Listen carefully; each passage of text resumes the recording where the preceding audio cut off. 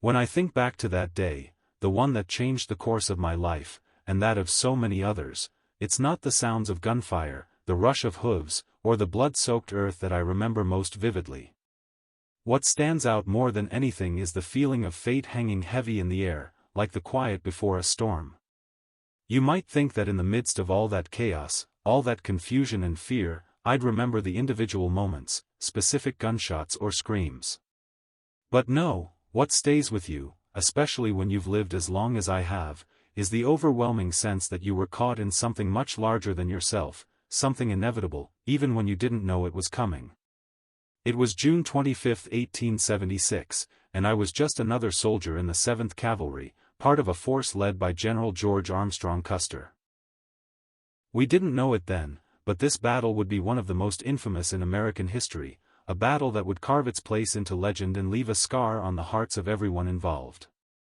For us, it started like any other day, though I suppose in hindsight, there was something different about it, something foreboding in the dry air, the heavy silence in the moments before the first shots rang out. That day was a brutal reminder of how quickly life can change. How in a single instant, the world you thought you knew can shatter, leaving you to pick up the pieces. The morning began with what seemed like a routine march, crossing the Little Bighorn River and making our way toward the bluffs on the other side. I remember the feel of the ground under my boots as we moved out, the sun beating down on us, and the way the horses' hooves kicked up the dry dirt as they trailed behind. We were used to the heat and the dust, though it never made it any easier.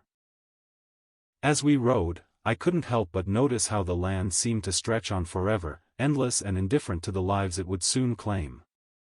It was at this point, crossing the river, that things started to unravel. We'd already known we were up against the Lakota Sioux, the Northern Cheyenne, and the Arapaho. We'd heard reports of their numbers, but you can never quite grasp what a lot means until you're staring down the barrel of a rifle, knowing you're outnumbered. We knew they were out there, but we didn't know just how many of them there were.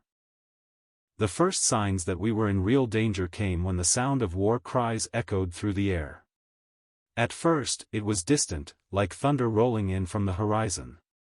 But it didn't take long before those cries grew closer, sharper, and more menacing. It was the sound of a people determined to defend their way of life. At that moment, I realized we weren't just fighting for territory or pride, we were fighting for survival, plain and simple. You could hear the yells growing louder as more and more Sioux appearing like shadows in the distance, darting through the trees, mounting their horses, and preparing for what was about to unfold. In a matter of moments, we were under attack. The chaos hit us hard and fast. Arrows rained down, cutting through the air like a hailstorm, and bullets began to crackle all around us. The war cries of the Sioux mixed with the sounds of men yelling, horses screaming in fear, and the steady crack of gunfire. It was hard to make sense of what was happening. One moment, you're riding along with your comrades, and the next, it's every man for himself. I was lucky enough to have a decent horse, one that knew how to keep his footing even in the midst of such chaos. The horses were as much a part of the battle as the men, and it was clear early on that we would need every ounce of courage and strength in both our steeds and ourselves. My horse, a wild one, had been tough from the start, but this was a different kind of test.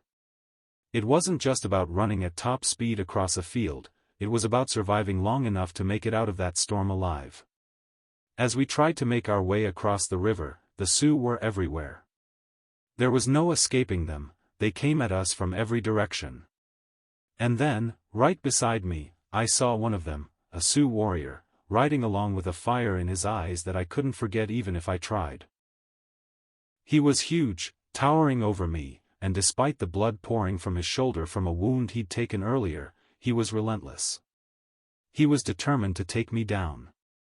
The man was riding fast, matching my pace, and with every stride of my horse, I could feel the tension between us growing. Without warning, this warrior reached out and grabbed for my reins, yanking them with all his strength, trying to pull me off my horse. I fought back, pulling the reins out of his reach, but it wasn't easy. He was strong, stronger than I'd ever expected, and though his wound bled heavily, he didn't stop. Blood streamed down his chest, splattering across my own uniform as we fought. With every tug, I could feel the hot rush of blood soaking through my shirt, and though I tried to hold on, I could tell this man was as determined to bring me down as I was to stay on my horse. His blood stained me, marking the fight between us. Eventually, though, the warrior's strength began to fade. Perhaps he was losing too much blood, or maybe he realized that there was no chance of pulling me from the saddle in the midst of so much chaos. For whatever reason, he let go, and we both kept going, racing toward the river. I didn't have time to think about him anymore, though. We were in the middle of a battle now, guns firing, men falling, horses stumbling over the rough terrain. It was at this point that I saw one of our own men go down. A trooper from another squadron was hit right in front of me, his body dropping like a sack of potatoes, his horse rearing in confusion. And then, not long after, it was Lieutenant Hodgson, our leader. He'd been with us through it all, steady, strong, and reliable, but now he was taking hits of his own. I remember him taking that first bullet, right in the chest. I saw him fall to the ground. My horse stumbled over him as he lay there, but we didn't stop. We couldn't. We were in the thick of it now, surrounded, and there was nothing to do but keep moving, keep fighting, and try to survive. As I fought to keep my balance on my horse, I noticed that the ground beneath me was starting to slope downward. We were nearing the edge of a bluff, and before I knew it, my horse had taken a step too far. We were tumbling down the side of that bluff, the world spinning in a blur as I tried to hold on. We hit the river hard. I remember the cold, sharp sting of the water rushing around me as my horse struggled to regain his footing. It wasn't long before we were back on our feet, making our way to the opposite shore, where more chaos awaited us. The river had given me a moment to breathe, but it didn't last. On the far side of the river, I saw Lieutenant Hodgson again. He was still clinging to Bugler Meyer's stirrup, trying to pull himself up the hill. He was covered in blood, but still, he fought on. But it was clear he wasn't going to make it. The battle had taken everything from him. We didn't have time to mourn. We didn't have time to do much of anything. He was gone by the time we made it further up the hill. The second bullet did its job, and Hodgson was dead. In the days and years that followed, I often thought about what we had faced that day. The brutality of the battle stayed with me, but so did the sense of brotherhood, the way we fought side by side in the face of certain death. You don't get through something like that alone. It's about the men you're with, the ones who hold the line even when everything around you is falling apart. You don't forget the men who fought with you, the ones who made it through, and the ones who didn't. As for me, I'm still here, though the battle left its mark. I've got a wound, sure, a permanent one that left me paralyzed on one side. The doctors said I wouldn't walk again, but they didn't know me as well as they thought.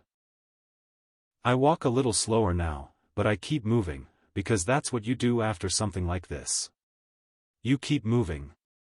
That day, June 25, 1876, was the beginning of something that changed the course of history. It was a battle that took everything from so many good men, and it left its mark on me, on my brothers in arms, and on the land we fought over. We were caught in the whirlwind, and we did what we could to survive. And now, all these years later, when I look back, I don't just see the blood, the death, and the smoke. I see the men, real, living, breathing men who made that fight what it was. And I'll never forget them.